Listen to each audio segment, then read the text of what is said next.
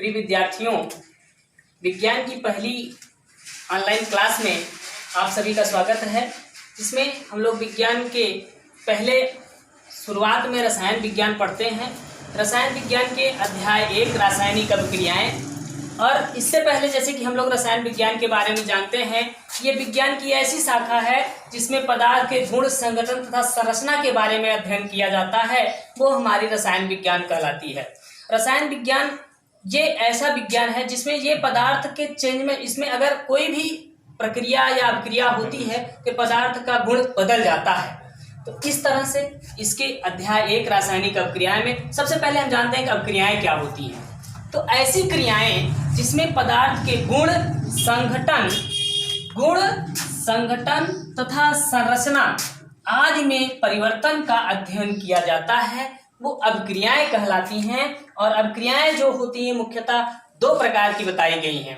पहला रासायनिक अभिक्रियाएं, दूसरा नाभिकीय अभिक्रियाएं। तो सबसे पहले हम लोग जानेंगे ये रासायनिक अभिक्रियाएं क्या होती हैं। ये हमारे सिलेबस में है, इसके बारे में हम लोग विस्तृत अध्ययन करेंगे। लेकिन ये नाभिकीय अभिक्रियाएं हाई स्कूल के पाठ्यक्रम में नहीं है। इसके बारे में बस हम इतना जानेंगे क्या होती हैं ये। जैसे कि नाभिकीय अभिक्रियाएं मतलब ऐसी क्रियाएं जिसमें पदार्थ के नाभिक से संबंधित क्रियाओं का अध्ययन किया जाता है, वो नाभिकीय अभिक्रियाएं कहलाती हैं। और इसके बारे में बस इतने जानना है, जानते रहिए कि ये रासायनिक अभिक्रियाएं क्या होती हैं। लेकिन बस इसका विस्तृत अध्ययन हाई स्कूल के पाठ्यक्रम में नहीं है, इसको हम लोग नहीं पढ़ेंगे। हम लोग सबसे पहले रासायनिक अभिक्रियाओं के बारे में जानेंगे। लेकिन रासायनिक अभिक्रियाओं के बारे में जानने से पहले जरूरी हो जाता है कि रासायनिक समीकरण क्या है, इसके बारे में जानें। रासायनिक समीकरण, ये रासायनिक समीकरण को जानने के लिए हम लोग बस इतना ही जानेंगे कि जब कोई क्रिया होती है, जब कोई अभिक्रिया होती है, तो उसको अगर हम शब्दों में लिखें तो बहुत लंबा हो जाता है, बहुत विस्तृत हो जाता है। उसे हम लोग सूक्ष्म करके संकेतों के माध्यम से प्रदर्शित करते हैं। तो प्रदर्शित करने पे जो समीकरण मिलता है वही हमारा रासायनिक समीकरण कहलाता है। जैसे अभी हम बताएं, जिंक ऑक्साइड की अभिक्रिया सल्फ्यूरिक अम्ल के साथ कराने पर हमें जिंक सल्फेट प्राप्त होता है और जल बाहर निकलता है। लेकिन इस बात को बोलने में तो इतना समय लग रहा है, तो लिखने में निश्चय ही काफी लंबा हो जाएगा।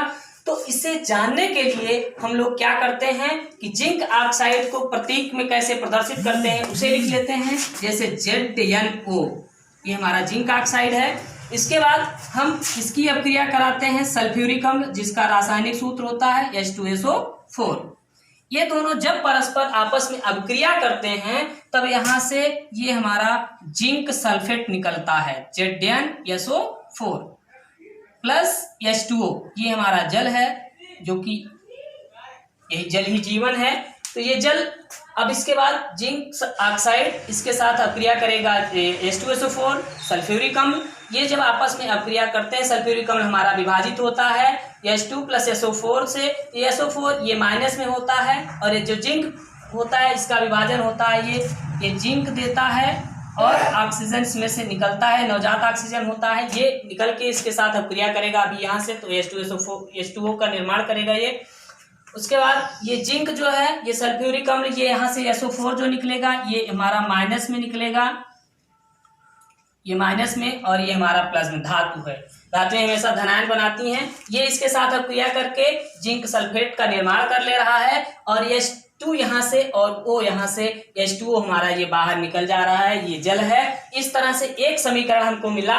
इस समीकरण को हम क्या कहेंगे? रासायनिक समीकरण कहते हैं। रासायनिक समीकरण के बारे में हम लोग अध्ययन करेंगे। ये हमारा रासायनिक समीकरण जो होता है ये 2 प्रकार का होता है। पहला होता है हमारा संतुलित रासायनिक, कंकाली रासायनिक समीकरण। कंकाल शब्द जो है ये विज्ञान में कक्षा से पढ़ते आ रहे हैं हम लोग। तो कंकाल का मतलब ही होता है ढांचा, केवल एक ढांचा बनाता है हमारा कंकाली रासायनिक समीकरण।